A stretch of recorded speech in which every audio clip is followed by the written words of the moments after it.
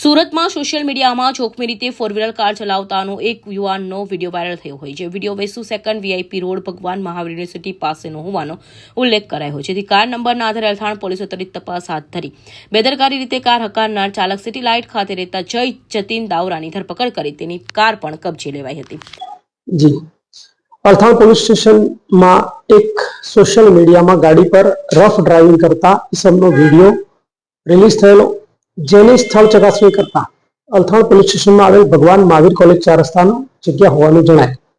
જે બાબતે ઘનિષ્ઠ તપાસ કરતા અને વિડીયોમાં ગાડીનો નંબર ચેક કરતા GJ5RQ7600 નામની મર્સિડીઝ બેન્ઝનો ઉપયોગ થયેલો હતો. જે રીલ રાત્રે 2 થી 4 ની વચ્ચે બનેલી હતી. જેની ડિટેલ તપાસ કરતા સદર ગાડી સૂર્યપ્રકાશ રેસિડેન્સી સિટી લાઇટ ખાતે રજીસ્ટર થયેલ હોય સ્થળ પર જઈ તપાસ કરતા ગાડી તથા ગાડી ચલાવનાર ચાલક જય દાવડા, જેની ઉંમર 20 વર્ષ ને મળી આવે. જેમની પૂછપરછ કરતા તેઓએ ગઈ 25/12/2025 ના રોજ રાત્રે આ વિડીયો બનાવેલો હતો અને પોતાના સોશિયલ એકાઉન્ટમાં અપલોડ કરેલો હતો. જેના આધારે પોલીસ તરફે ગુનો દાખલ કરવામાં આવેલ છે અને ભારતીય ન્યાય સંહિતા 281 મુજબ કાર્યવાહી કરવામાં આવેલ છે અને તેમને અટક કરવામાં આવેલ છે. સર, યુવકની ઉંમર કેટલી છે અને ખાસ કરીને લાયસન્સ રદ કરવા સુધી જે કાર્યવાહી કરે છે? જી, યુવાનની ઉંમર 20 વર્ષની છે. તે ભગવાન મહાવીર કોલેજમાં સેકન્ડ યરમાં BBA માં અભ્યાસ કરે છે અને તેની પાસે લાયસન્સ હાજર છે.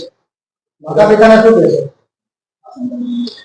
માતા પિતાને એટલો મેસેજ ચોક્કસ આપી શકાય કે સમય બહાર વધારે મોંઘી ગાડીઓ અને ઓવરસ્પીડ વાળી ગાડીઓ માત્ર સંતાનોને ના આપતા પોતાની કસ્ટડીમાં સાથે રાખી અને તેમને જે પણ જગ્યાએ લઈ જવા હોય તો કોઈ વડીલની હાજરી હોવી બિલકુલ અનિવાર્ય છે. સાહેબ, RTOને કે રિપોર્ટ કરવામાં આવશે?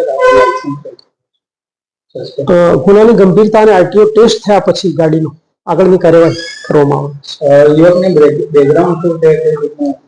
યુવક પોતે અભ્યાસ કરે છે અને પિતાજી ફર્નિચરનો વ્યવસાય કરે છે, જેમની દુકાન ઉધના ખાતે આવેલ છે.